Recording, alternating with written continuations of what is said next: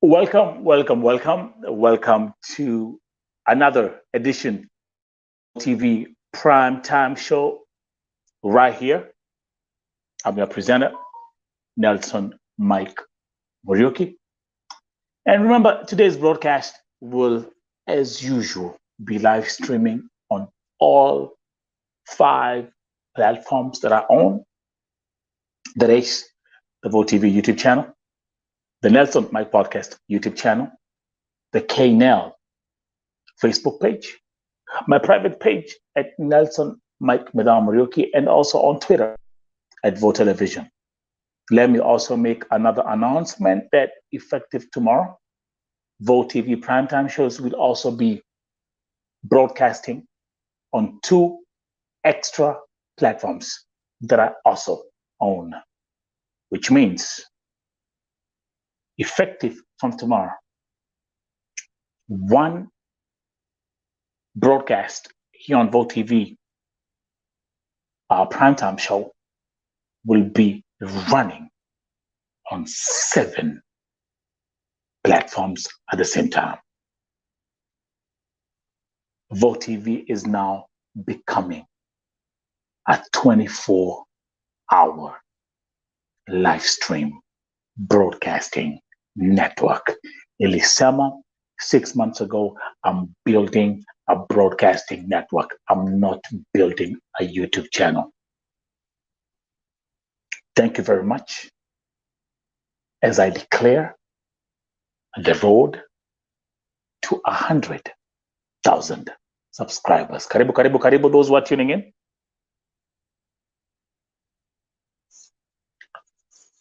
Karibu.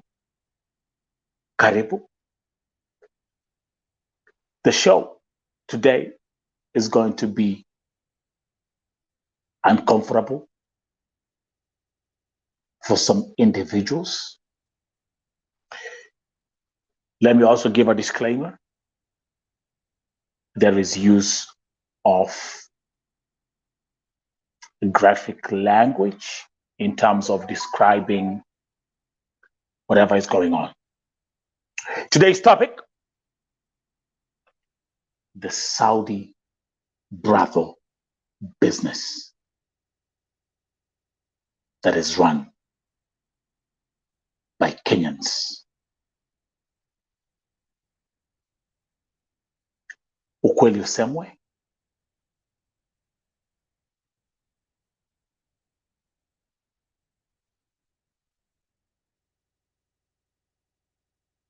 kesi ya Mercy Sakim imenifungua macho mimi, na at the same time it has brought other things into light ambazo mimi mwenyewe sikuwa najua na watu wengi hawakuwa najua.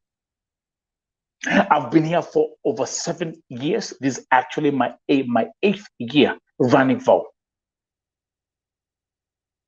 And I've fought for the rights of domestic workers. I've rescued domestic workers ambao wanapitia shida.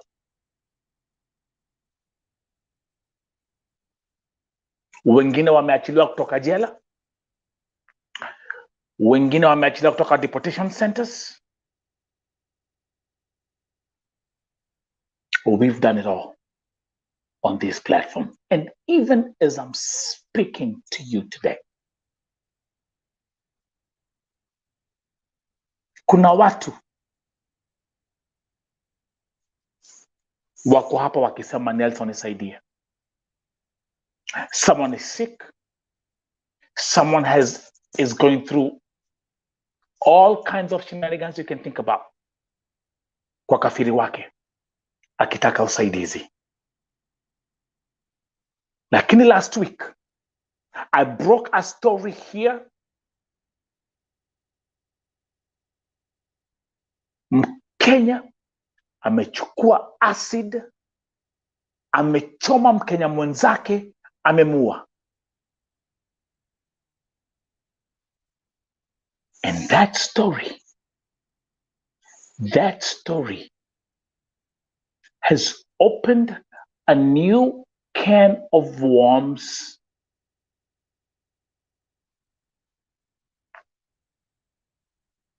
na nimeona ule upande mwingine wa Saudi Arabia ambao sikuwa najua. Nilikuwa nafikiria ni fununu tu,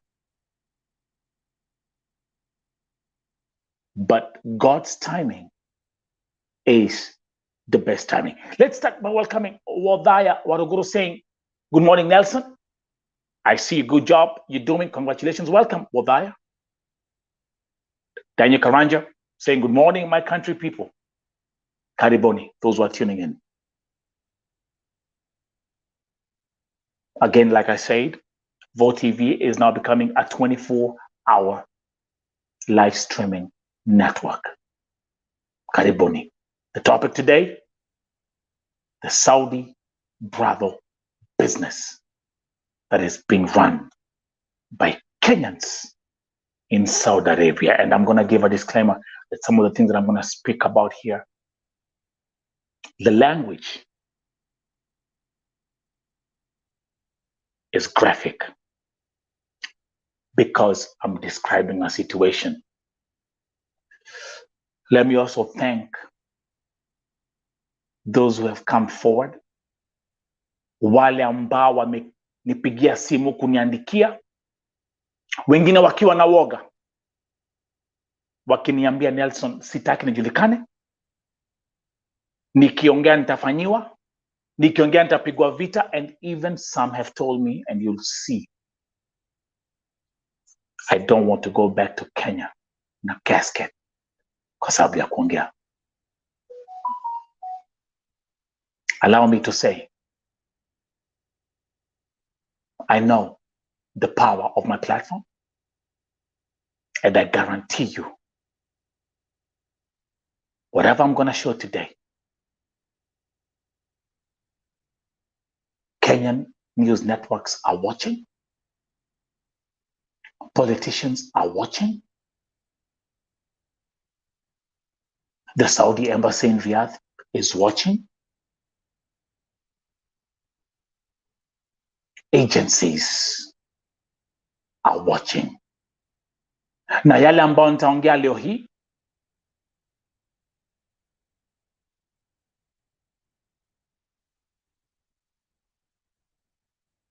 will cause a storm on these social media streets. Over 1,000 testimonies I've received. People telling me what happens and what goes on.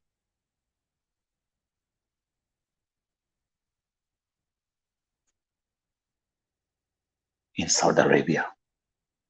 Tumekuwa hapa tukisema ya kwamba Mwarabu ndiye anaua Mkenya. Lakini tumeamka tukapata Mkenya ameua Mkenya kwa sababu ya mwanaume. One thing I kept on asking myself the whole time, ni mbona huyu mwanamke alitumia acid?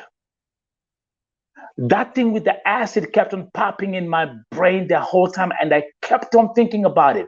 I'm like, why the acid? Why the acid? Why the acid? But little did I know that God was driving me in the direction of the source of other heinous crimes that are being committed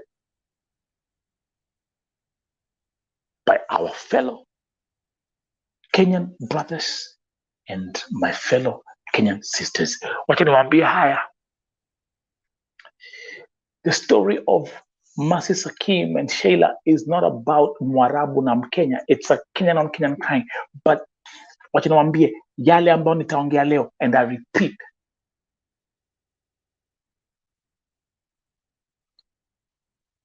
will raise storms.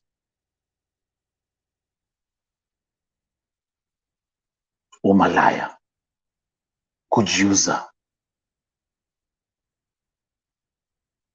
Gaza kulevya, organ harvesting.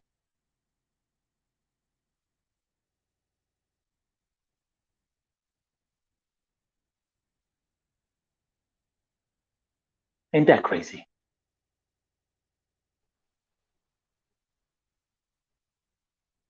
The whole time, all we focused on is how we can rescue those who are suffering and how we can rescue those who are in pain, and how we can pass legislations in the parliament, and how we can get the Ministry of Foreign Affairs, and how we can get the NEA, and how we can get the Ministry of Labor. But little did I know, there was another virus wa Kenya ndio wanaua Wakenya wenzao.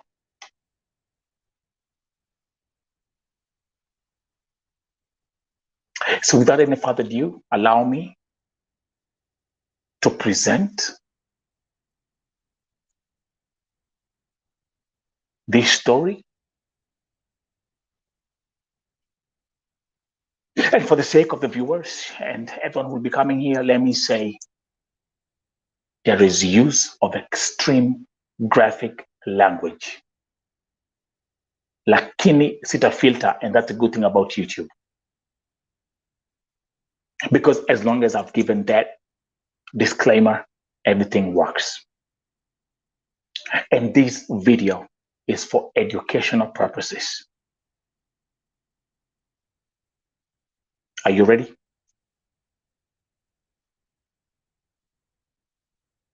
Are you ready?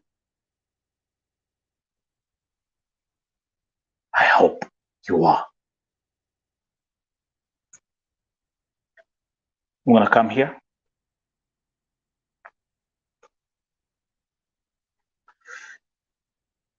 I'm gonna make this baby small. Alafu tutaanzia hapa. So right here, let me actually describe that that graphic. I had to edit this picture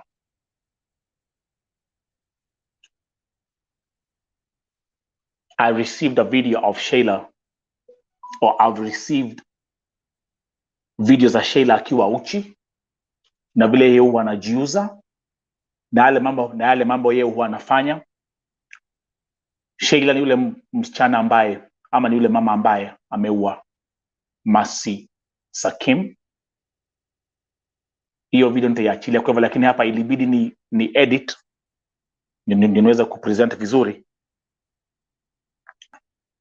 This was her akiwa kwa bafu and the things she was doing. But let's come up here. Come ko tayari. The dark side of Kenyan Brothels business in Saudi Arabia. This is a direct testimony from a whistleblower who has gone through this whole process. The person's name will remain anonymous, won't be mentioned. And she was a victim ambaye aliwekwa na dalala. And the 3 weeks she spent in that house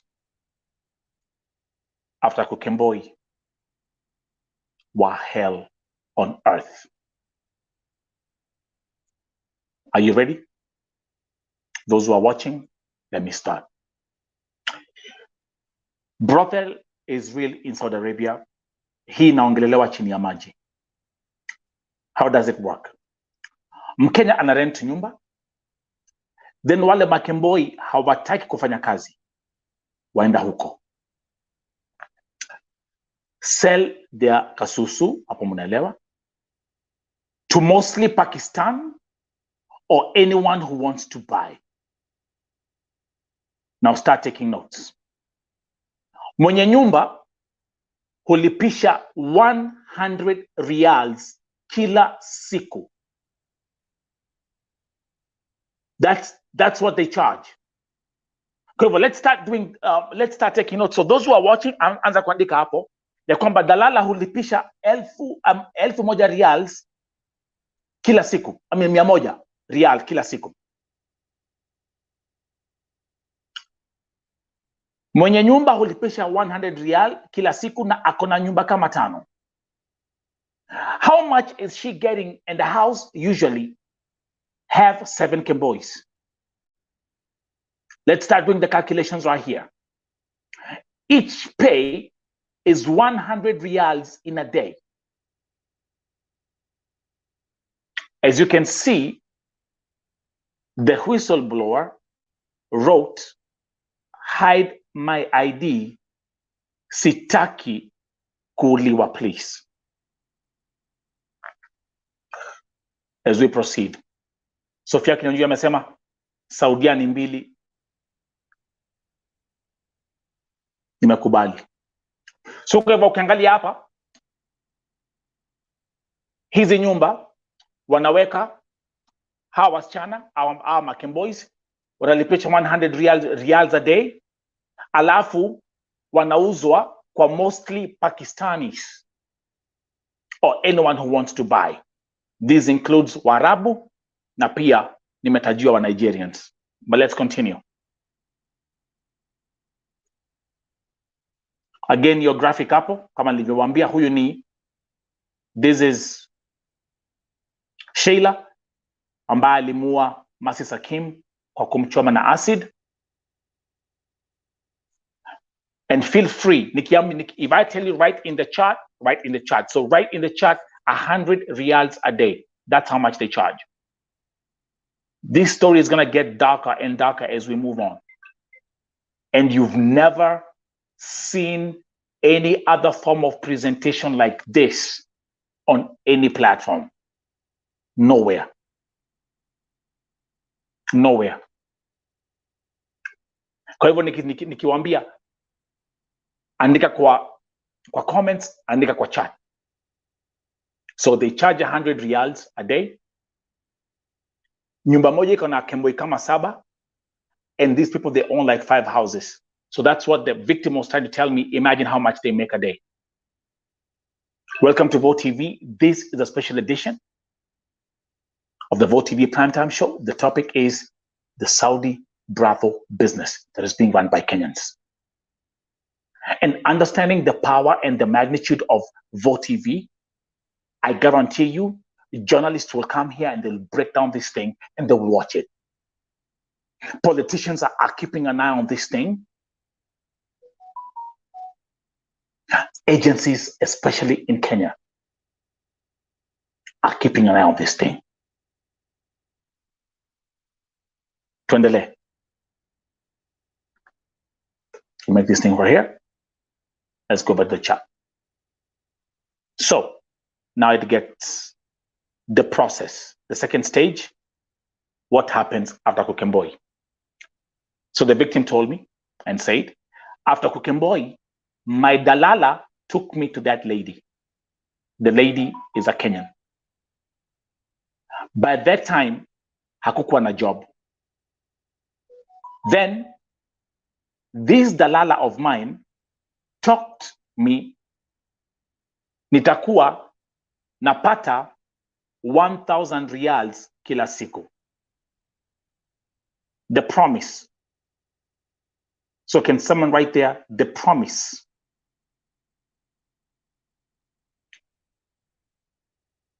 The promise was atakuwa napata 1,100 riyal a day after Kukemboi. So akaambia atakuwa napata 1,000 riyals kila siku, but sikujua ni job gani. Woye rekegwere. After kuland huko, wacha tu. What I saw, hell is even better. Let me tell you. I was a victim. I could cry every single day. I stayed like 3 weeks. Niliona kifo na macho. Nilikuwa na regret kukemboi. I could say, afadhali ningevumilia kwa Mwarabu. Are you with me? So what did she do? She continues. I prayed to God and fasted for 6 days. On the 4th day, God answered my prayers. I got a job. This is my 5th month. Nasijabadilisha nyumba. Unless uko kwa ground, no one will tell you the truth. Because huko, kwa hiyo, bizna, kuna pesa. But let me tell the dalalas and those ladies that do have brothels in Saudi, they will never see heaven. Then she said, may they die before their days. Todo, stop there. Yale ambayo huyu msichana alipitia. Anasema yeye mwenyewe, I wish kama ningejua ningeishi kwa Mwarabu, ningevumilia kwa Mwarabu, because of what I went through. Guys, what I'm about to, it's going to get darker. Remember, like I said, the more I'm going to keep on talking about this story, the more the language the language will start getting more graphic. And this is one testimony out of over 1,000 testimonies that have been sent to me since Thursday. Tuendelee.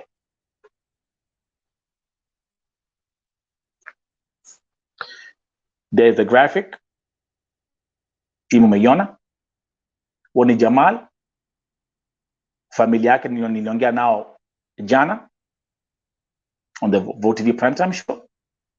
In the middle, this is the killer, Mbani Sheila. This is a psychopath. And right here, that's our sister, Masi Sakim. Ambaye, right now, ni maiti. Jamal, miaka 22, like we were told by the family. Masi, a young mother, ameacha kijana, a son, yatima. Now, this story continues. The conversation of hiding her identity was because she says, because of my safety, you want me to go back in a casket?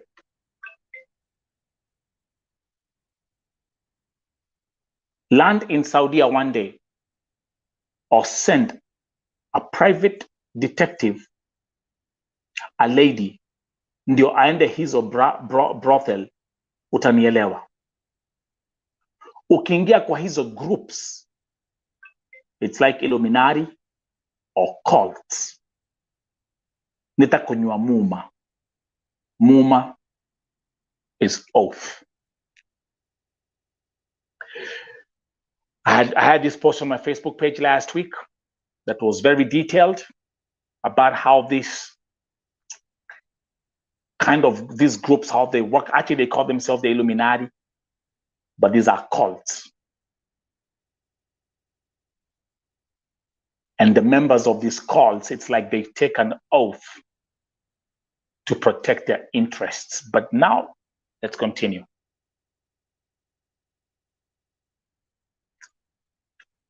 Yes, sindano ziko, dawa ziko. That's in reference to dawa za kulevya. You know about slaves? Someone to pee or urinate in your mouth.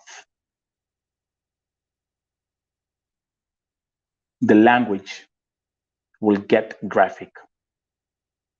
Again, for the sake of the viewers, please let me make this disclaimer. There is use of graphic language that might be uncomfortable to the viewers. So viewers' discretion is advised to anyone that will watch this segment of the Vote TV Primetime Show. So let's come here. Let me put that paragraph right here. Yes, sindano ziko, welcome Elsie. Dawa ziko. You know about slaves, and when she talks about slaves, she talks about a sex slave. Then she says, someone to pee or urinate on or in your mouth. You bite someone till amwage.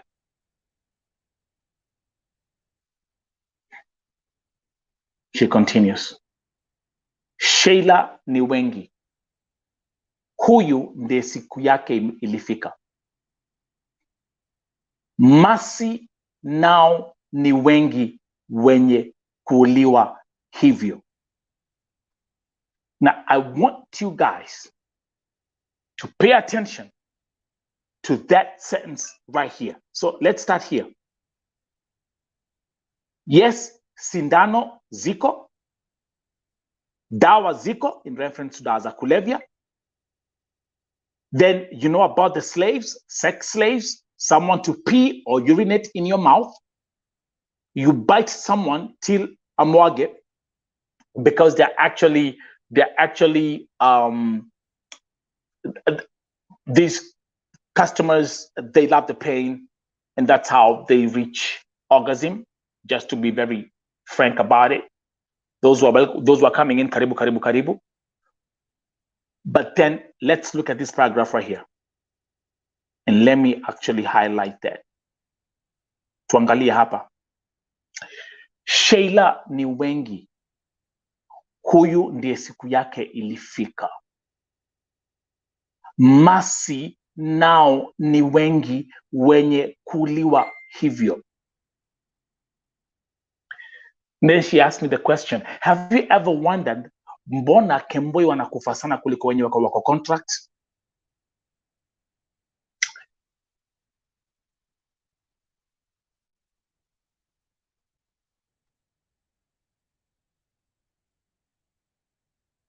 Are you following this story? Are you following this breakdown? Sheila si u peke yake. Siku yake ndio imefika. Masi sio Masi peke yake. Kuna wengi wameuliwa kama Masi na watu kama Sheila, ni vile hatujui. That statement sent chills down my body. I got goosebumps. The moment she told me that, I was like, Jesus Christ. And which brings me back to the same statement. I mean, to something that I said before. How many Kenyans have been killed by Kenyans that we don't know, and we always kept on saying, ni Warabu, ni Warabu. And then she mentioned something. She says, Nelson, do you understand that most of these victims ambao wanakufa awako kwa contract? Yes, people like Beatrice Waruguru walikuwa kwa contract. Wanajua waliliwa na Mwarabu. Kuna watu wengi sana ambao nimedocument ambao wameuliwa na Mwarabu. You know their stories. But then she said, Nelson, there's something that is not adding up. Does it make any sense to you? Do you know why most of these Kenyans who are being killed or who are dying hawako kwa contract?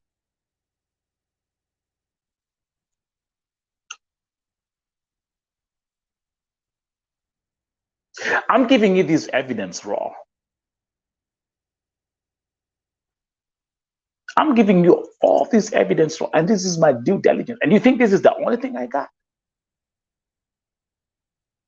I got over 1,000 testimonies since Thursday.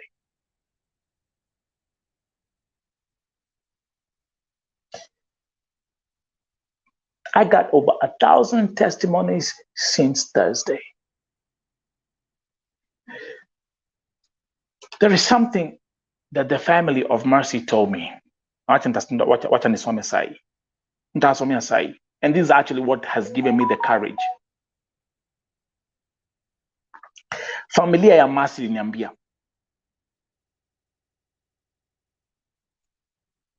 listen to this.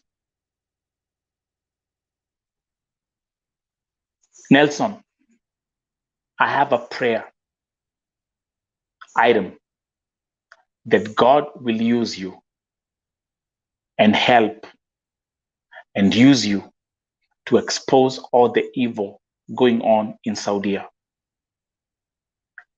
We are still in shock of Mercy's death, but God will soon help us to accept it. I'm not doing this for 50 million people. I'm doing what I'm doing here today because of one family, Familia ya Mercy. Tangu ni broadcast story ya Mercy, Familia ya Mercy imekuwa hapa. I've been talking to them. I talk to them directly. Na tangu Mercy ni break historia ya Mercy, Familia ya Jamal, I've been talking to them directly every day. I brought them to the show.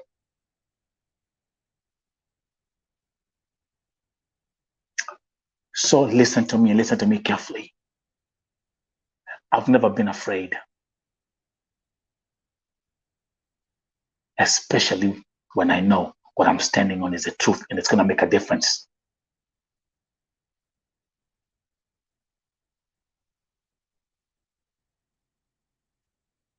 Familia Mercy napanga matanga. Familia Jamal, they don't know the legal repercussions that their son is going to face, and he's only 22 years old. I'm going to challenge all the prayer warriors, all the intercessors who come here every day. I'm telling you right now, rise up.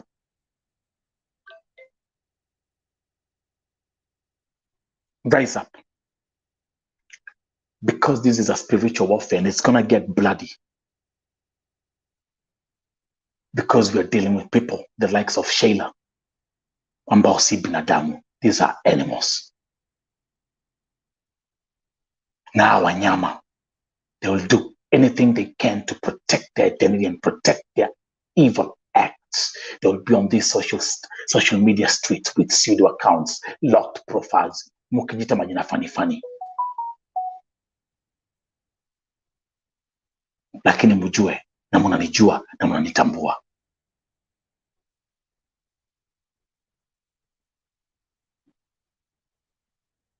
Should I continue?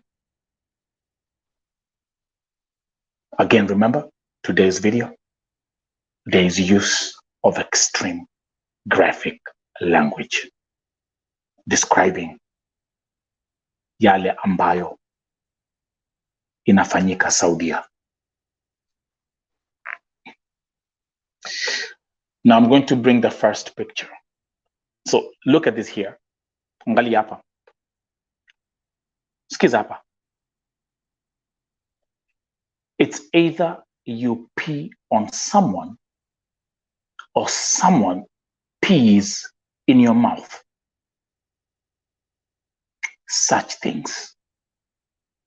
This is understanding the nature of sex slavery our sisters are involved in.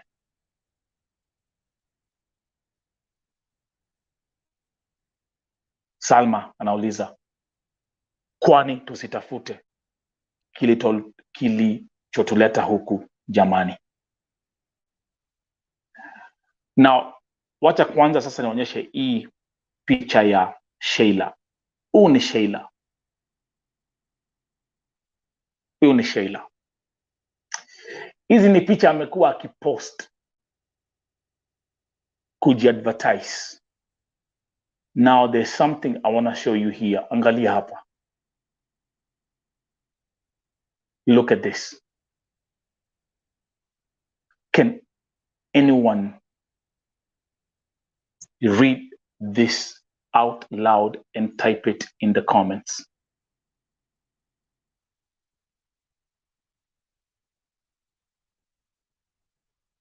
Sheila ni wengi Saudia.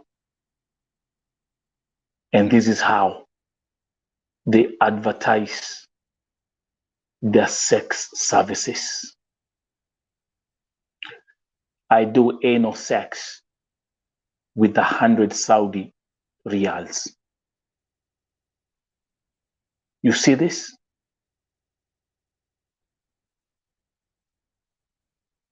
Najionea. Guys, we're getting started. Kuna mambo mtajionea hapa mtashangaa.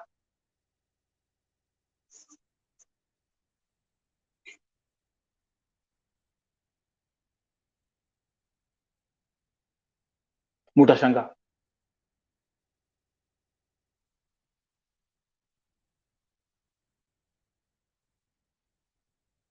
And this is someone who left the country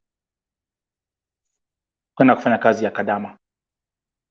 And this is someone right now who has killed a Kenyan. This is how they advertise themselves. Which brings me back to the top page.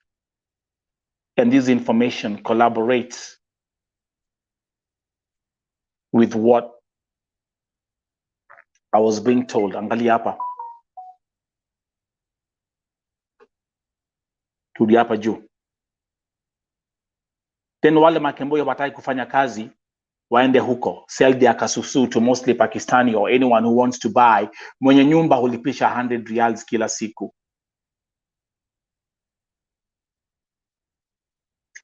Are you guys connecting the dots here? The killer right here in the middle. One is Sheila, one is Jamal.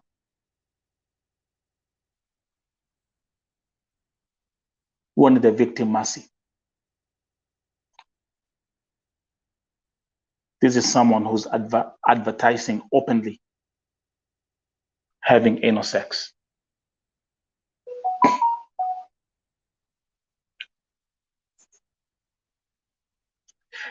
Let me read some comments. Elsie is saying, yani she's advertising kama ni kitu ya maana anauza. This is one shameless woman. Sophia Kinyanjui saying the fear of the Lord is the beginning of the knowledge.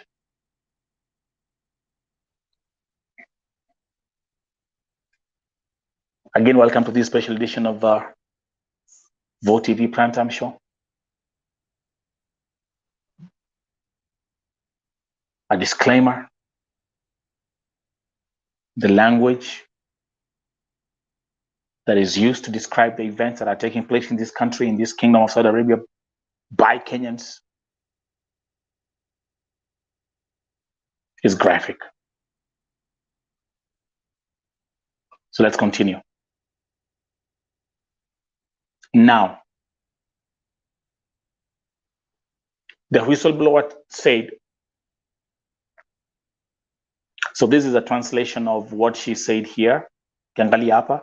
It's either you pee on someone or someone pee on your mouth, such things. But now she even put it more accurately in Kikuyu, and she said also, listen to this. Okamera modo kanua kananake agakomera. Let me actually read this whole paragraph here.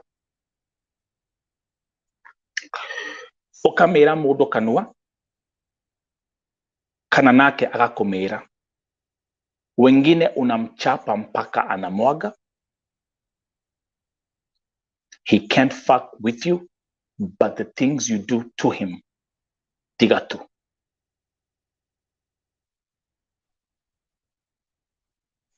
So just for the sake of translation, the opening line, okamera modo kanwa, kananake agakomera, that means you, for lack of trying to be staying politically correct as much as possible, that means you either defecate in that person's mouth or they defecate in your mouth. I mean, that's the nature.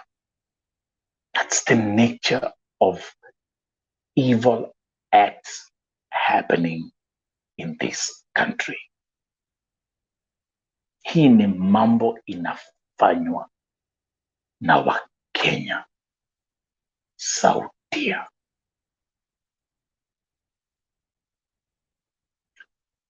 Sex slaves. Wengine unamchapa mpaka anamwaga. He can't fuck with you, but the things you do to him, tigatu. The whistleblower continues. All kinds of drugs, Zico. So you are ever high,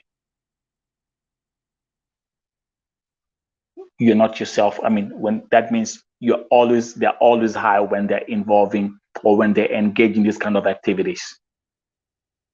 Now, let me also highlight that as well.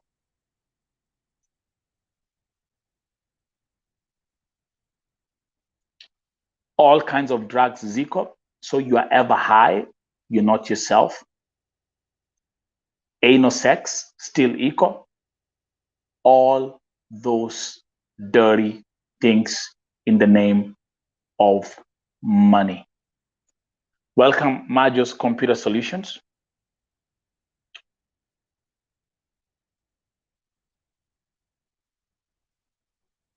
This is a perfect, well-pieced investigative report that I've done. Let me read some comments.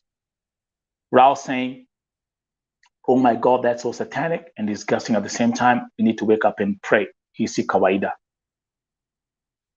Elsie Melissa saying Saudi has turned to be like Sodom and Gomorrah. May God have mercy. This is total madness. Sabina Wanga is tuned. And Majos Computer Solutions saying, good morning. And this needs to be taken seriously. So are you following me now up to this point? So let's run this thing again. Let's do a summary. There's defecation. Either they defecate in their mouth or they defecate in your mouth. That's how they work. That's how they work it out. Number two, in a second. While they are doing this, they are on drugs. Huwezi ukafanya vitu kama hizi ukiwa normal. So they are ever high.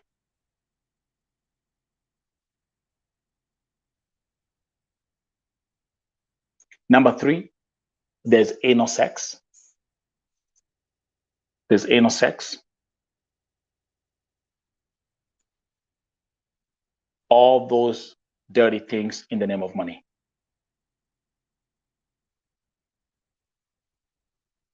Najua kuna wazazi wako Kenya sahi.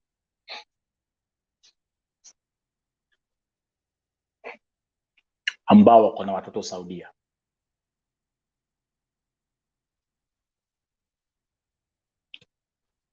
Watasikia hizi mambo. Wataanza kuita Mungu. Na kuna mzazi atasema, I hope my child is not doing this. But the truth is, kuna mzazi yuko Kenya, mtoto wake ako huku akifanya hizi mambo. But are you hearing the nature of evil acts they're involved in? And these are Kenyans controlling other Kenyans. This investigative report continues. The language will get darker, more graphic. But like I said before, for the sake of the family of Mercy and for the sake of Familia Jamal, there is no stain of fear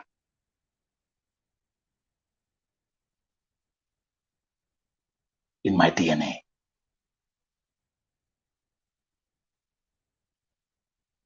In Yaibo.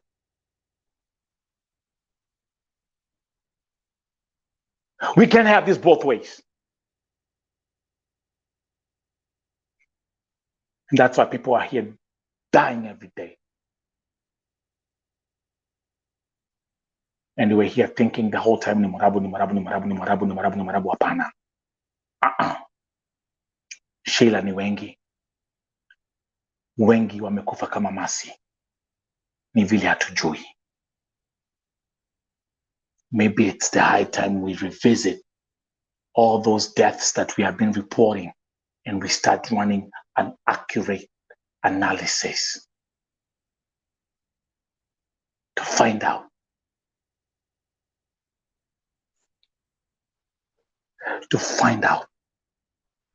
exactly who's involved. Can I continue? If you're new here, feel free to subscribe to the channels, like and share. If you want to join me as a guest on video, on camera, the Vote TV WhatsApp number is on the screen. Text me and I'll send you the link and you can join me and we can have this conversation.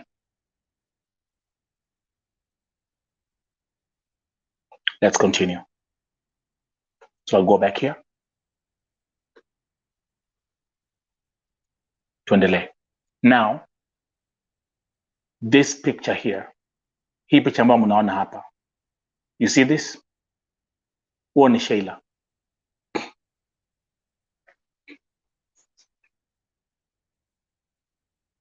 And this is a video that I have. Niko na about 5 videos of Sheila. Akiwa uchi. And this is how they market themselves. This is how they sell themselves, even if wanajiuza. Kumbuka, she is not alone. And at this point, ashaua.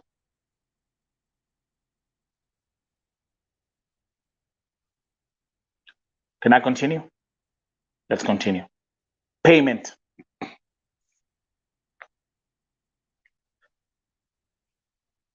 Payment.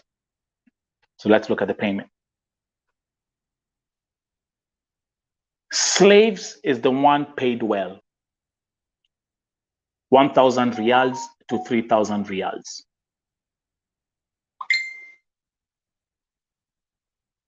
Anal sex, 800 riyals to 1,000 riyals.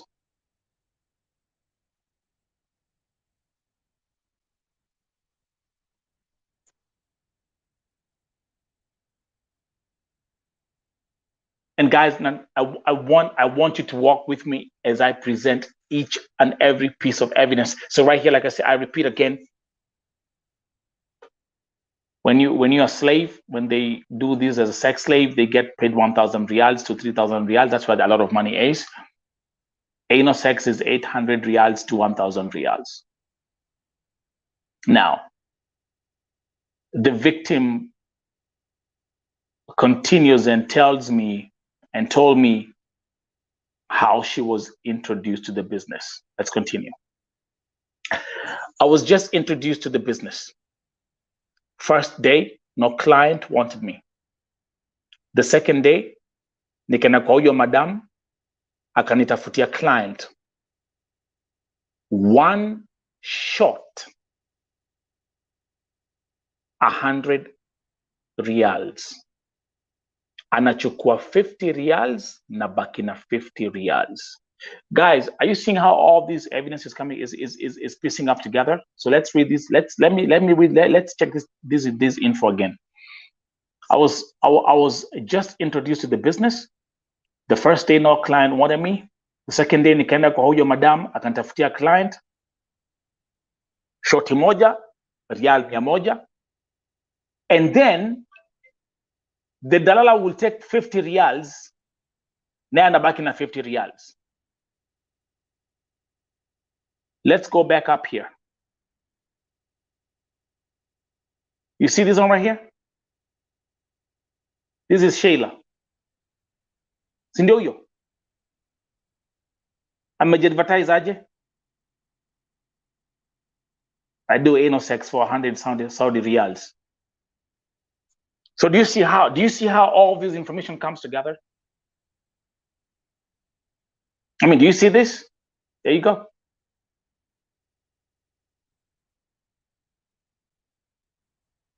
In her graphics,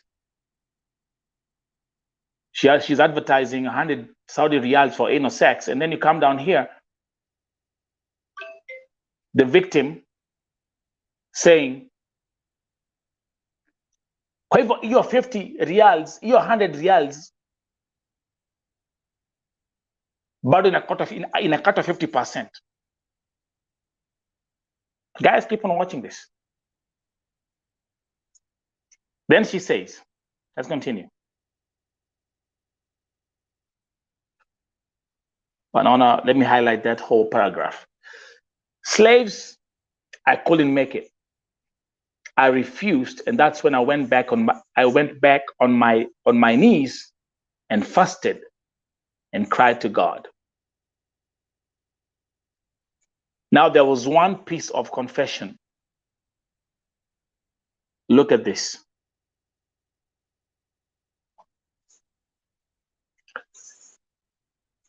Anal sex I did. Sema uchungu. Wacha tu. Sijui kama niliharibika. Tiga tu.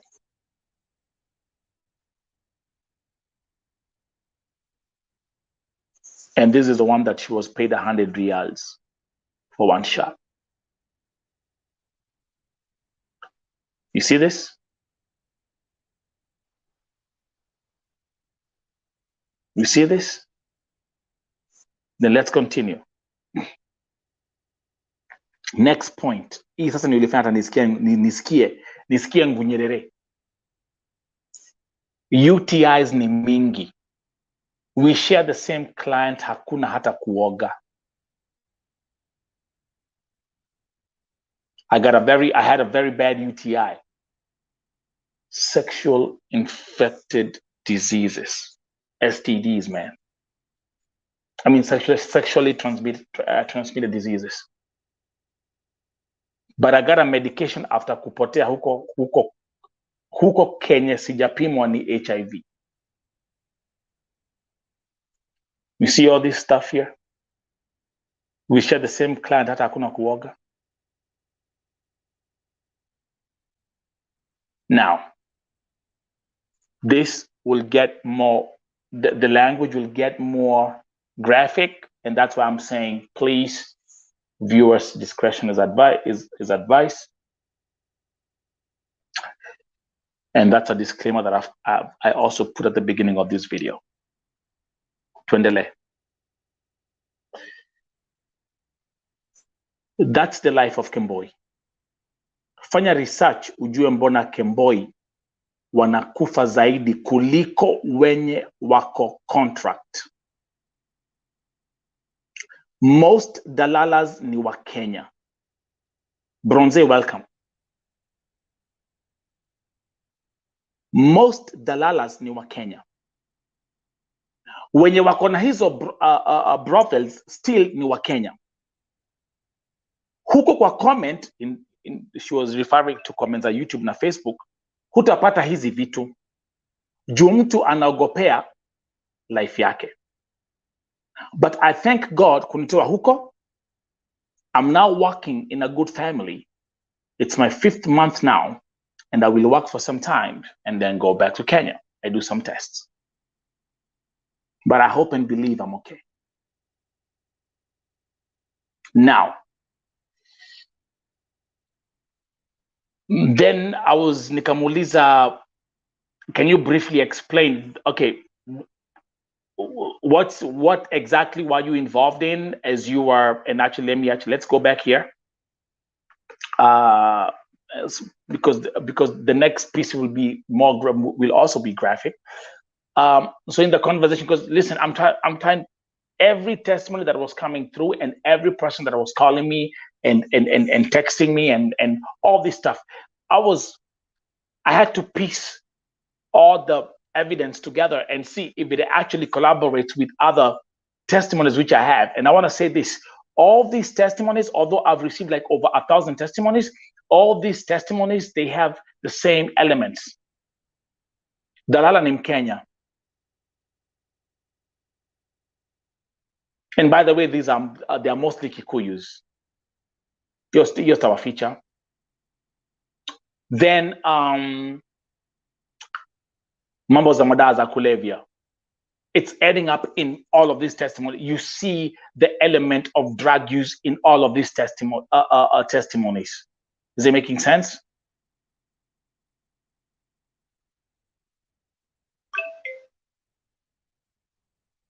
Is it making sense?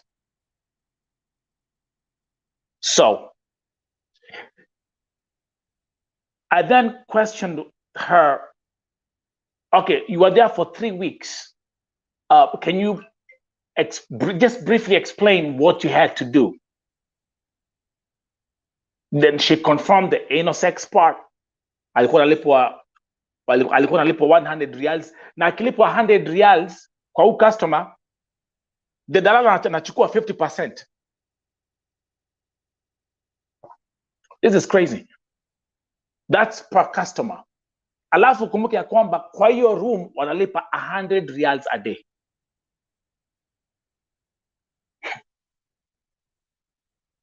This is crazy, boy. This is crazy, boy.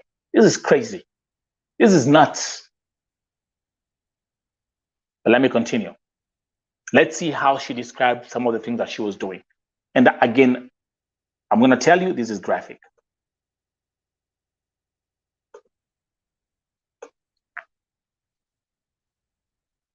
Let's come here. So in here, she was describing the description here is that at one point, she was serving 3 men at the same time.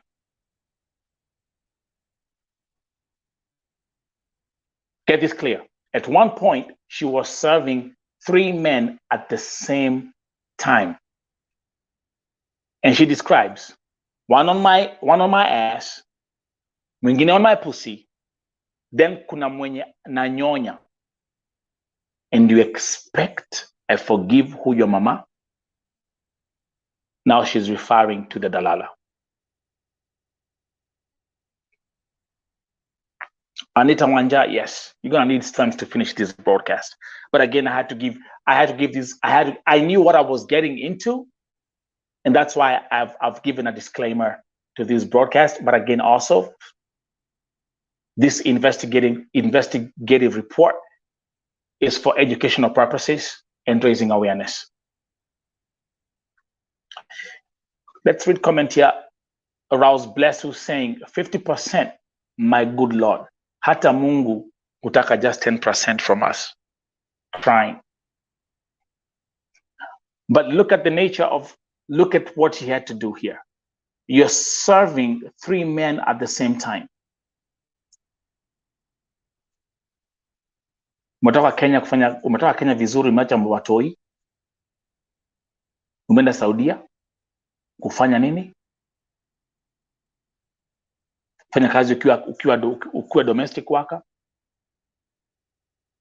then unajipata kwa mambo kama hizi.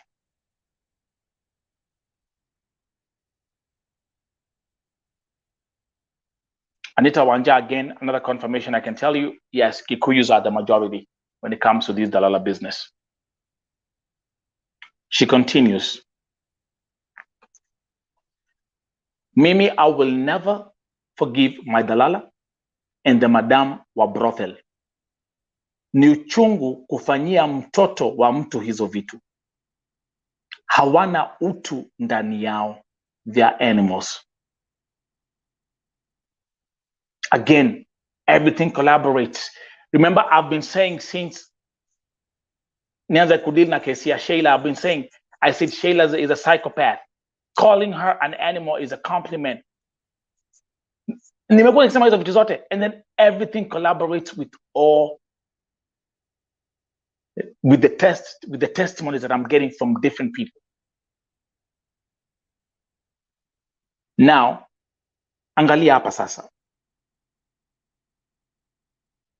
This is the one that actually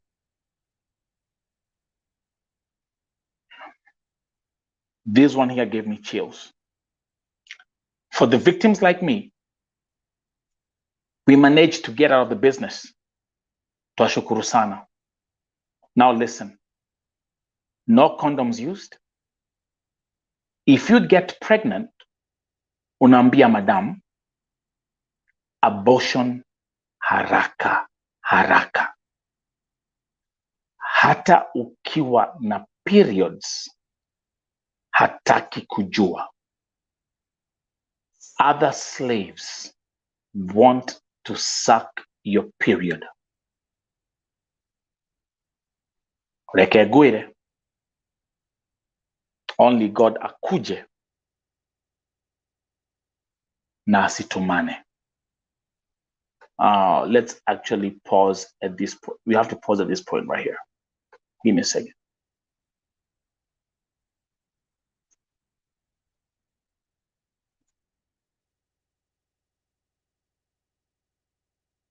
Are you following all this?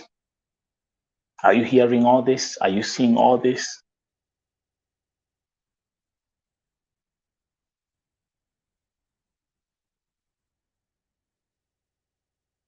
You see, it's interesting because if you go back to history, the genesis of slavery was not white people buying black men or black women.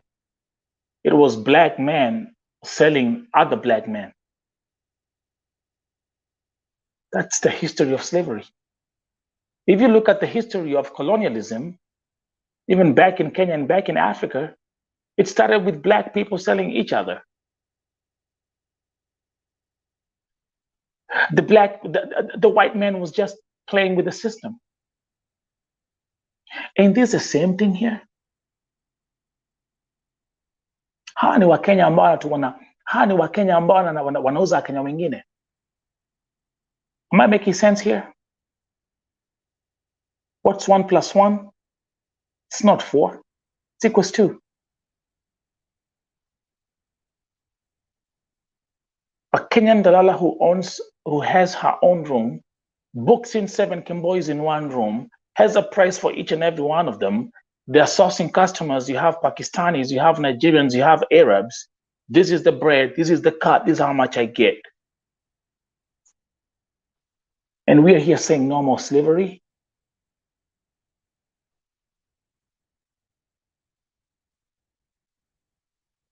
Then you wake up in the morning, then we find, okay, you know what? Somebody has been killed with acid. Tunaanza kushangaa.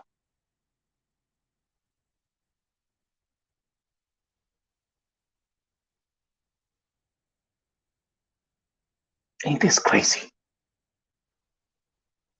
And that's why each and every time I come here and I say, hey guys, these are spiritual warfares, these are spiritual attacks, these are demonic attacks, they go crazy because they know it's the truth. And by the way, Leo, pay attention. Leo, kwa Facebook, na TikTok, na YouTube, there will be 1 million pseudo accounts because that's how they operate. Watakuwa kila mahali with pseudo accounts, locked profiles, especially kwa Facebook.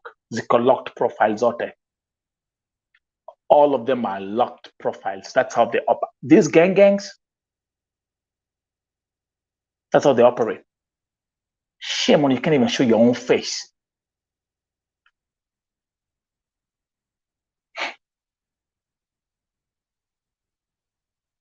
Let's continue.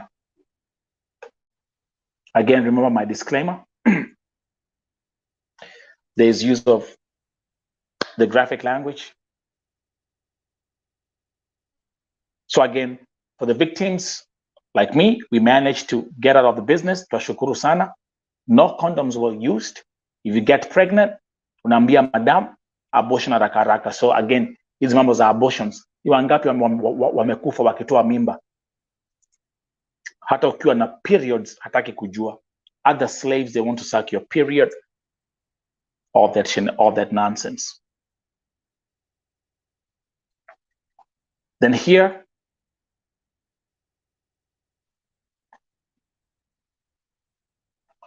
here she was just, and here another, this paragraph right here is just a description of some of the activities that she was involved in. Okay, saying yale ambayo amepitia, even now she has nightmares. She was serving up to 3 men at a time. Ndio nasema moja ako nyuma, mwingine ako nyuma, alafu kuna mwenye unanyonya.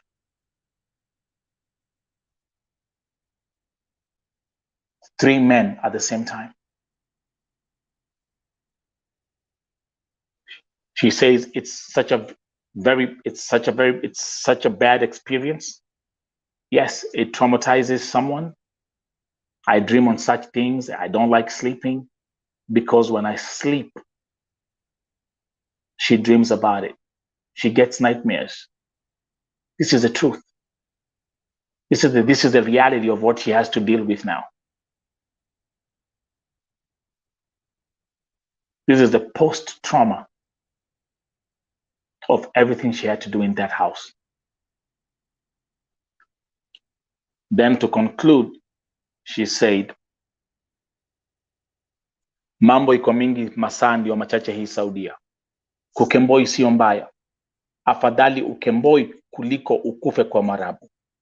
But dalala ni goma shiafio. Hao ni mashetani. Then she kept on telling me the whole time, I wish I have one connection to get a private detective to rescue many ladies out there. Because each time itakuwa Mkenya amekufa Saudia, ati Mwarabu ameua Mkenya. Wapi? Sio Warabu. Dalala. Then she said, Guishio, calling them dogs. Then she said, kwanza huyo madam, penye nilikuwa ni Mkamba. Na hutumia babu kuleta client unatibiwa. This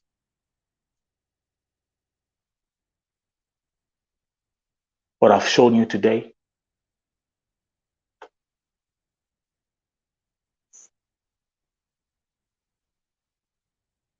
this is the reality. This right here.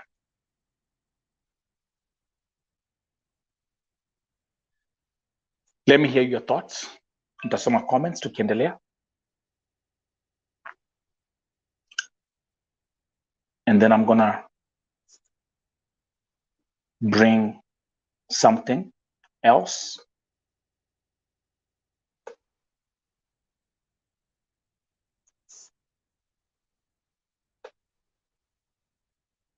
Taka tuingie hapa.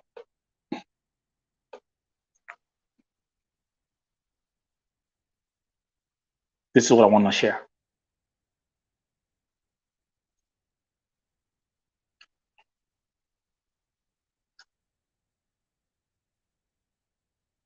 Let me make this one small. Alafu ikae hivyo. This is how the story started.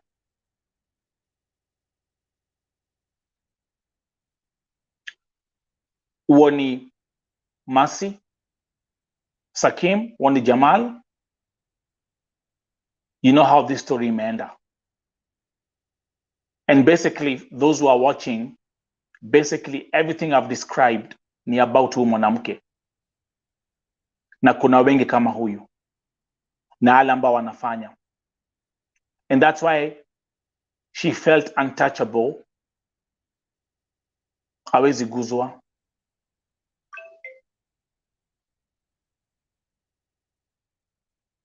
Then let's go back to the evidence ambao nilikuwa nimepatiwa.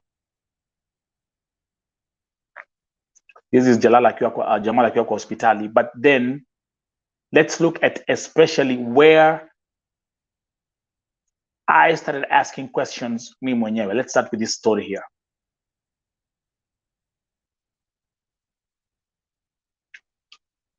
Tuanze na hii story.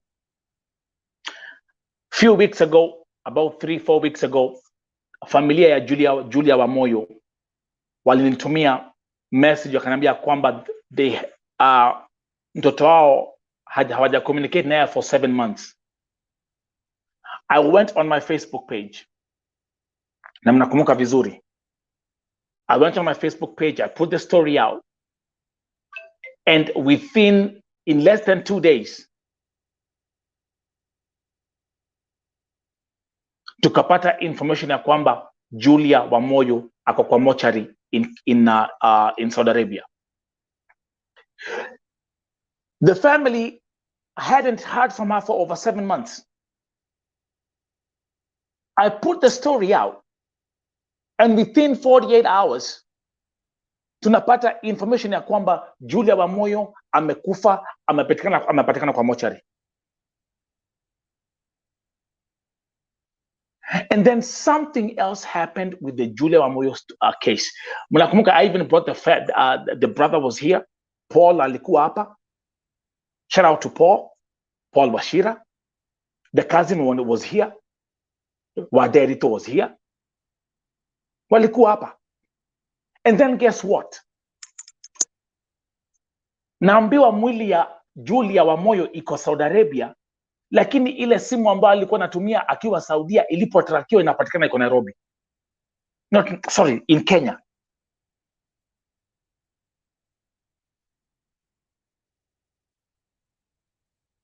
Mwili ya Julia iko Saudia, lakini simu yake iko Kenya. After being tracked. This case is a criminal investigation. How is that possible? And now brings me to the next case. Again, same story. Now, in fact, I'll try to nitajaribu kuona kama nitapata familia ya Magi, kwa sababu nimekuwa I've been trying to get them to come live. Nimeongea na mamake, nimeongea na the niece, everyone from the family. Last week, family ya Magi imeniandikia kwamba Magi for 6 months hawajaongea. Nelson, tafadhali help us to find Magi. Tusaidie tupate mtoto wetu. And guess what? I went on my Facebook page, I put the story up. The same day, nikapata information ya kwamba Magi ako mochari, amekufa. The same day I put the story ya kwamba Magi, I put the post on my Facebook page ati Magi has been missing for 6 months, for 4 months. Nikasema nani ameona Magi? The same day tunaambiwa hapana, Magi ako mochari. And then here I am, and I'm asking myself this, I'm like, what the hell is going on? Nikiangalia death certificate ya Magi amekuwa mochari since the 6th of March 2022.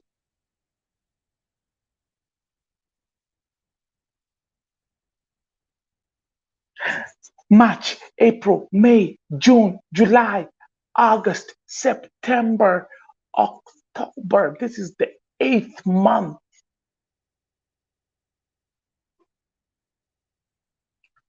This is the 8th month.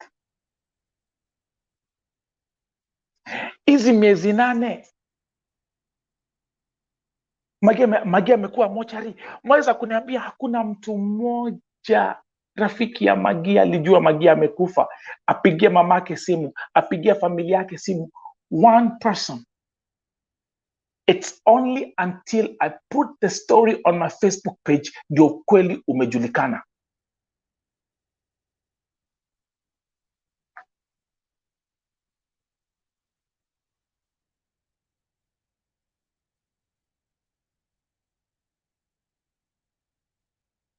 It even gets better. Magi alikuwa Kemboi, Julia alikuwa Kemboi. Hey guys, are you all putting all these things together? Are you all putting all this stuff together? Because I'm asking you a question. Is this a coincidence?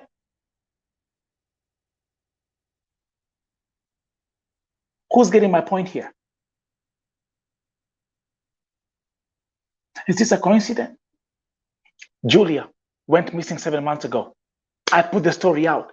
Oh, amekuwa mochari, amepatikana kwa mochari.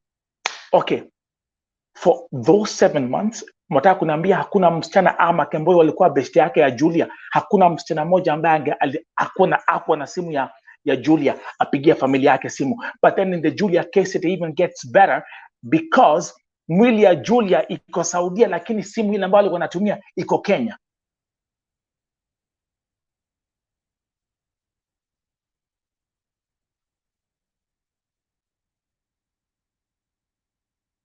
Is this making sense to you? Yule mtu alibeba simu ya Julia kutoka Saudia sababu ni Mkenya, si Mwarabu. Wataka kuniambia kwamba hiyo simu hakukuwa na contact ya mamake Julia? That we had to know that Julia is dead after I put the story on my Facebook page?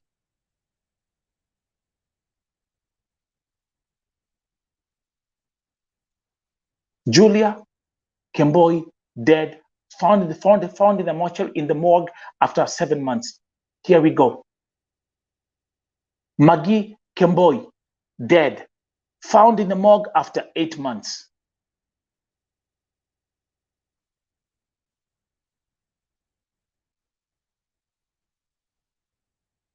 Is all this adding up? Are you not getting it now? And now come back to the piece, to what the whistleblower has told me. Na wengi Nelson fanya investigation, wasichana wengi wanakufia huku nje, wanakufia Saudia, hawako under contract, wako ni Makemboi. That makes sense to me now.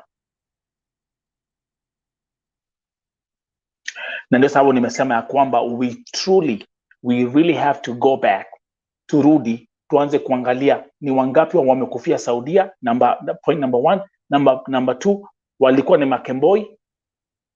And number 3, start analyzing how they died. Again, hatuongei mambo ya wale ambao wameuliwa under contract na Mwarabu kwa sababu wako.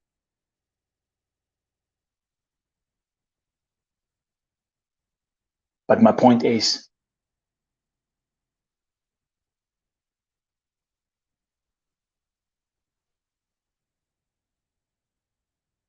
tumeamka tukapata msichana ama mshosho ama mumama ameua Mkenya mwenzake na acid juu ya mwanaume.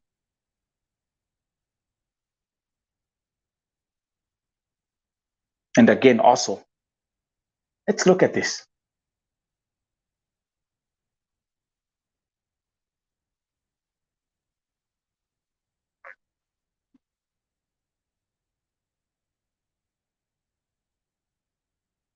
Masi pia alikuwa Kemboi.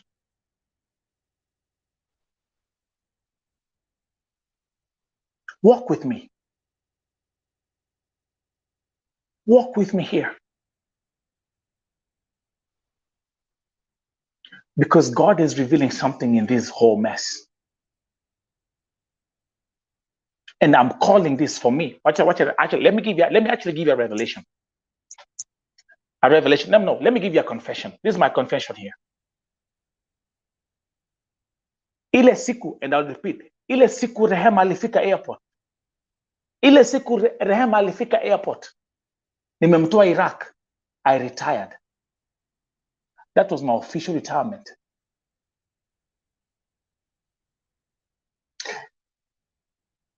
But there was something else that was left. Nimekuwa hapa for 7 years. This is my 8th year. Nikifanya hii kazi. And all the time I've always focused on what? Fighting for human rights, advocating for human rights for the domestic workers, advocating for their safety, advocating for their protection, all those things. Lakini this here has happened for a reason, and I thank God for it. Kwa sababu Mungu umenifungua macho ingine ambao nilikuwa nimeyafunga. Nilikuwa kipofu, sikuwa nayaona. So me, I'm the person who can break this thing perfectly for a normal thinking human being to understand. And everything which I'm saying backed with facts, backed with testimonies, backed with evidence. Let's go back here. Again,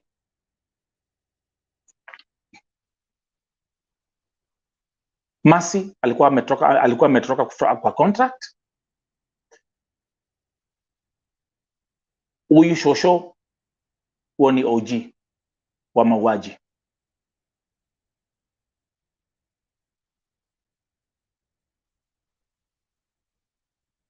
Huo ni victim Jamal. Look at this. Huo ni Sheila. This is how they advertise for their services.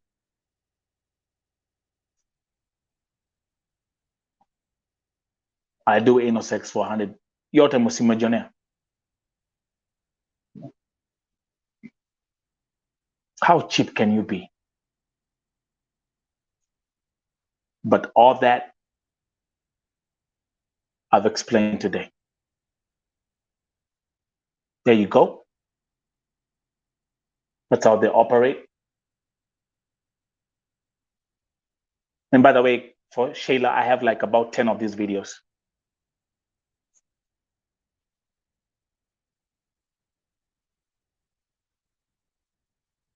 Julia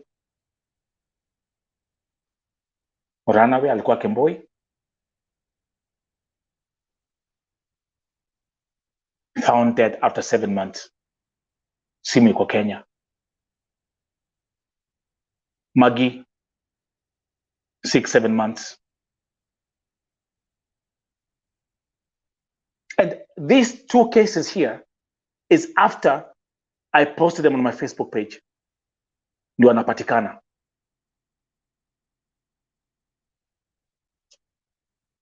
So let me come back here.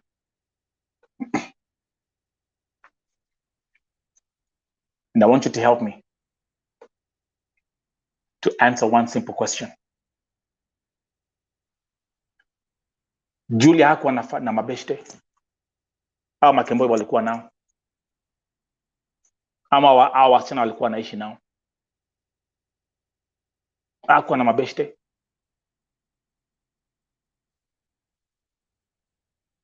I'm asking you these questions. You're watching here with me. I want you to be an active audience.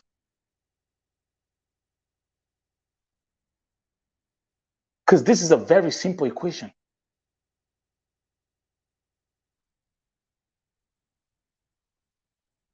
One month, 2 months, 3 months, 4 months, 5 months, 6 months, 7 months.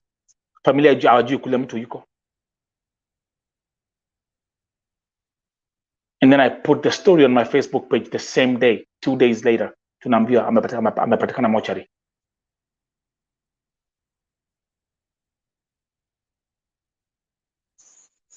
Kesi ya Maggie. Same thing.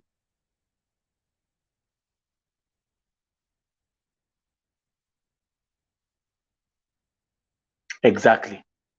Waliogopa kuongea. Kwa nini waliogopa kuongea?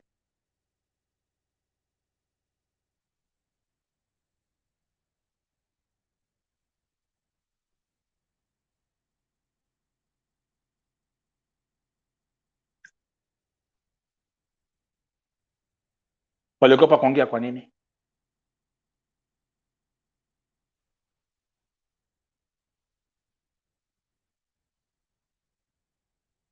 Exactly.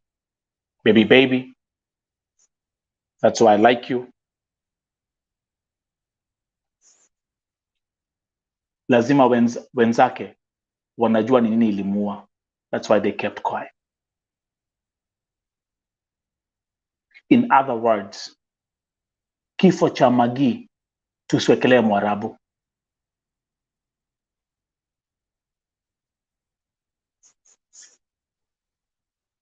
Kifo cha Julia wa Moyo tusiwekelee Mwarabu.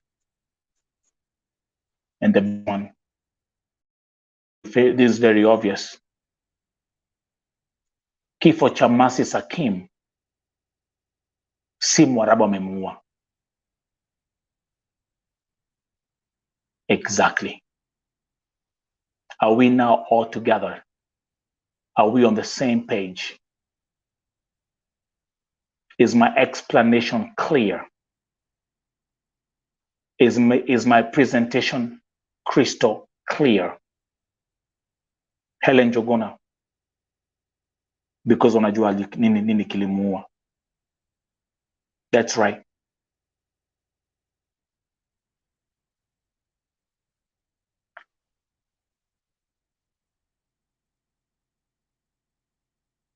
Nimekuwa nikisema ya kwamba VOTV, I'm running the news cycle in Kenya. VOTV has become a platform that news networks are coming to source for what they will talk about. VOTV, that's how powerful this platform has become. As I'm talking to you, Jana, the family of Karembo in Malindi reached out to me kuniambia kwamba msichana wao amekufia Iraq. As I'm talking to you, I just got the notification right now ya kwamba Bahari FM imeandika, and I read, familia Malindi inaomba msaada wa kuleta mwili wa binti yao aliyefariki nchini Iraq alikokwenda kufanya kazi. Karembo Kingi aliaga dunia Agosti mosi.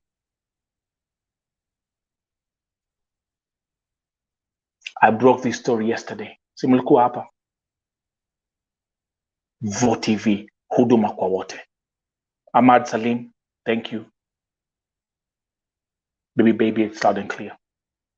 As I'm talking to you,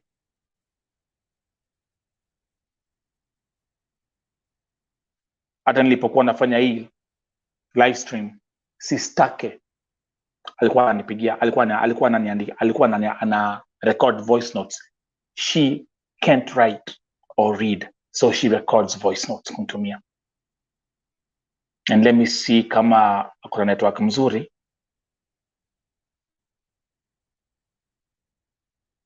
Apokee.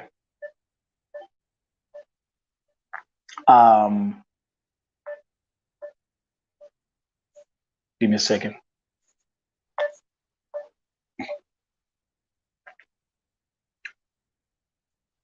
So this is where I'm coming from.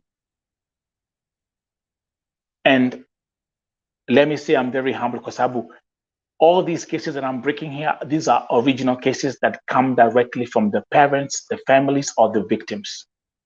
I don't jump on other YouTube channels to go and look for content to come and talk about on my channel. VoTV has been built by originality, and I will stick to it. That's why right now pale tumefika, kama msimeangalia program right now, 24 hours of live streaming. That's how much I have. This is a broadcasting network. So again, asante kwa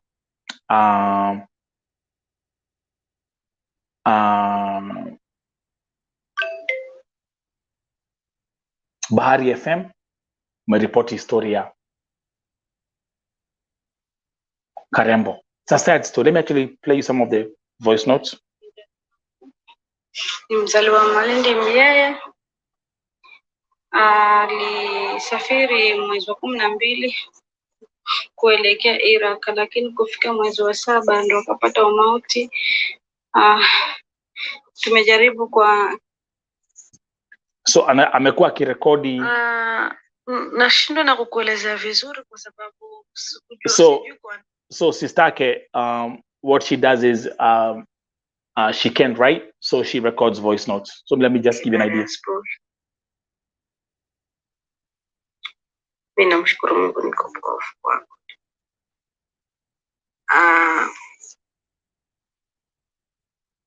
Dadangu alisafiri mwezi wa 12.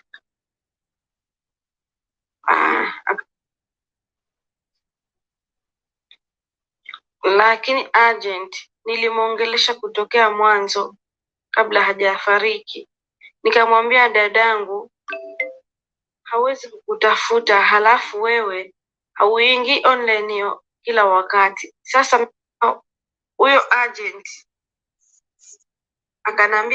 akanambia kwamba wasichana wengi wakipelekwa huko ni sia, lakini si kwamba dadako ni mgonjwa. Nikamwambia hapana, huyu ni mtu mzima, hawezi kujifanyisha eti ni mgonjwa na si mgonjwa. Kwa hiyo agent, nakuomba unisaidie kwa hili, kwa sababu dadangu mahali kwenye yuko hata hawezi. Tafadhali agent. Lakini agent alitoka akasema, wewe muongeleshe dadako, umpatie moyo aendelee na kazi. Haya, akatoka online. Siku ya pili yake nikamwambia hapana, dadangu ni mgonjwa, vipi wewe huko unafikiriaje? Akaniambia kwamba nimepata ripoti kutoka kwa bosi wake. Yeye alipata bosi mzuri sana. Alipata bosi mzuri. Kamwambia wewe Waarabu unasema ni wazuri sana. Let me actually pause it there kwa sababu I have I want this to be a story on its own. Let's go back to what I was talking about. Boaz rap saying, I always ask myself more questions why Kenyans we are fighting each other, and yet tumeenda kusaka kusaidia familia zetu. Mungu atusaidie sana. Naomi Njoki, but wakiwa mtu siwapeana information mapema ndio familia ijipange.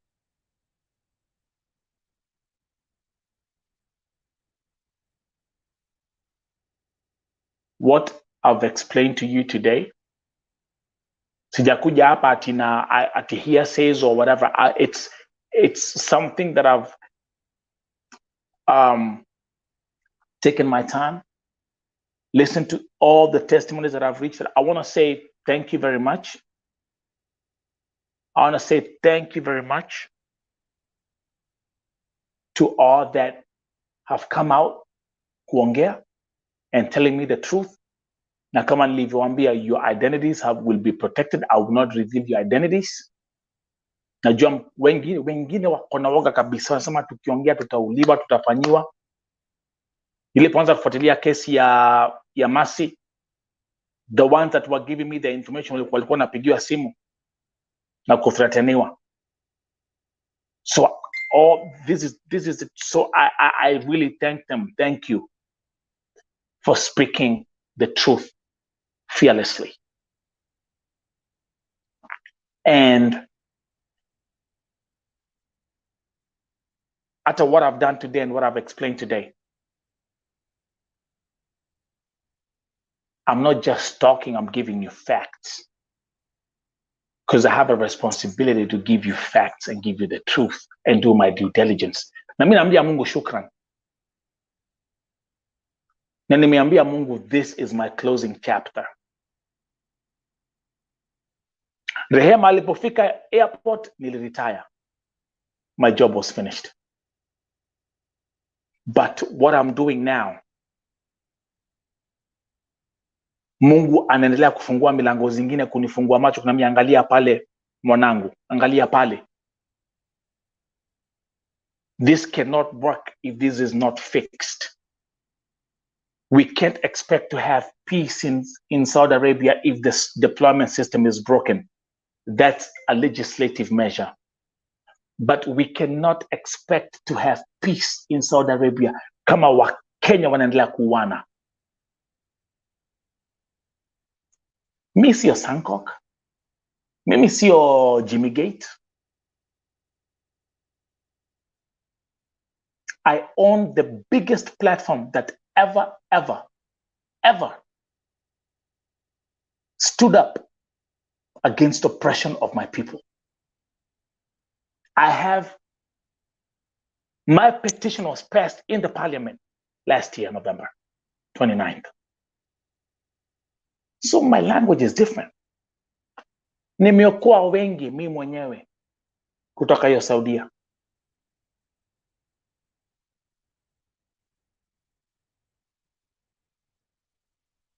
And trust you me, I know my platform reaches out to millions of people, and when I speak, they listen. Elizabeth Chemutai, may God use you as a vessel, Nelson. May He protect you always. Thanks for helping our fellow Kenyans in Gulf. God is exposing the dark side of our brothers and sisters. There is more ahead. It's true. Oh, tu ni mwanzo. Allow me to also say I'm very humbled. Thank you very much, Familia Julia. Thank you. Familia ya Magi. Thank you. I'll bring the Familia Magi hapa musikie. Because I've been talking, nimekuwa nikiongea na mamake, nimeongea na the whole family ya Magi. The nieces are calling me. And Magi was only 29 years old. Only 29 years old. Miaka 29. Nimepokea death certificate leo. Only 29 years old.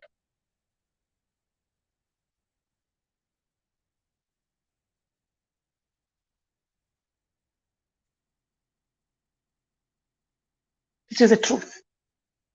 And nothing but the truth. So help me God. The devil is not happy right now, I can tell you that. The devil is not happy right now. Because now I've entered the devil's territory now. But let me ask you a question. Have you ever seen a lion bow down to a chicken?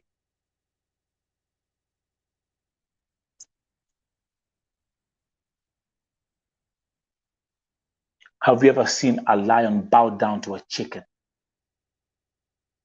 That's why you can't show your face. That's why you are on these social media streets with locked profiles and fake names and fake profiles and fake everything, because everything that you do is fake.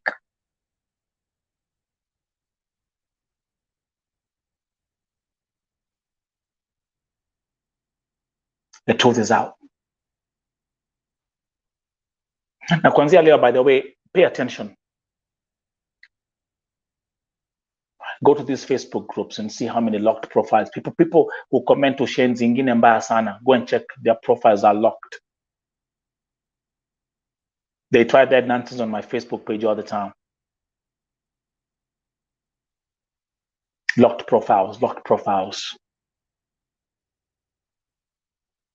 You forget that I have a technology that I can tell anything about the profile page that I'm looking at. I can tell exactly when it was created, where it was created, your IP address, everything. I'm a different breed when it comes to this technology.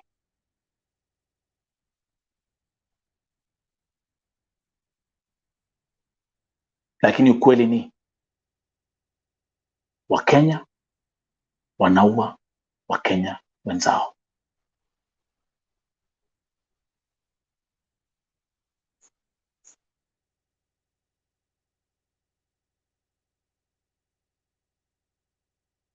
We have to go back and start looking at all the lives that have been lost in Saudi Arabia, na tuangalie tena what really cost.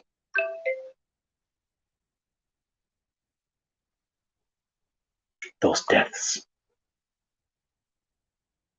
But there's also another dark reality, ya kwamba kuna wazazi Kenya ambao hawatawahi pokea watoto wao kwa sababu waliuliwa na akatupwa mbali. Kuna watoto nyumbani ambao hataweza pokea mama zao. And some of you mko kwa my inbox mkisema, Nelson, mtoto wangu alienda 2015, 2014, 2016, 2017, 2018. And the sad reality is they are not here. And no one is here to account for their death or even know how they died. Umesikia vile? And this is also has been confirmed by multiple sources. Hizi abortions wanapelekwa, when they go wrong or when they go bad, mtu akikufa, they just chop their bodies and they dump them in a dustbin and wanamwagilia acid. So hii story ya acid, ya huu mwanamke hapa, hii ni kitu amefanya, ni kitu amezoea, ni kitu anajua. And I thank God again for helping me piecing that thing together, because the first time nilipoambia kwamba Sheila alimwagilia Mercy acid na Jamal acid, I kept on asking myself, why acid? And where do you get acid? Where do you get all that acid? Lazima ingekuwa ni kama mtungi mzima hivi acid. Uweze kumwagilia mtu. Mercy alikuwa amechomeka 75%. Jamal unaona upande wake let me make this thing bigger. Tunikuja hapa. Jamal na mlisikia tukiexplainiwa na familia yake. Give me a second.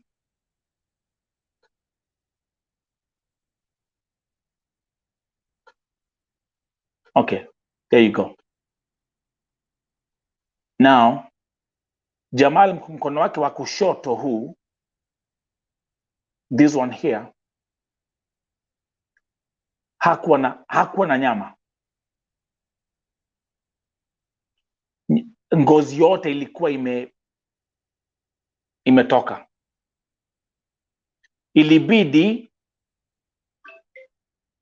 Ilibidi akatwe. They were getting pieces of flesh from here, alafu wanabandika huku. Hii mkono yake ya kushoto. Where do you get all this acid from? Kwa hivyo ni vitu wanafanya. Huyu si mara yake ya kwanza kuua.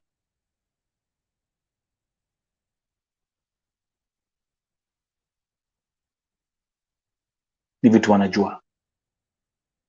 So guys,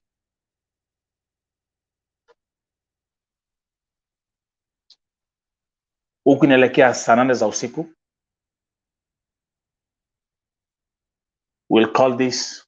I'll end this broadcast. Please go on the YouTube page, go on my Facebook page and have a look at the schedule for today. Have a look at which live streams we have today.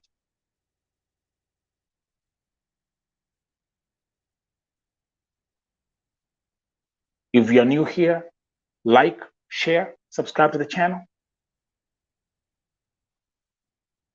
I speak courage, fearlessly and eloquently, and I've done so today. And I will handle and deal with any consequences that will come with it.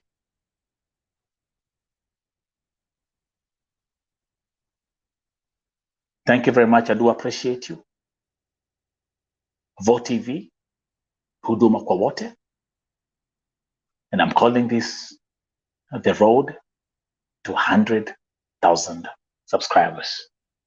Let's bring the silver plaque home. We can do it. Not we can do it, we will do it. Share the word. Now you know. Tupatane baadaye. Bye-bye.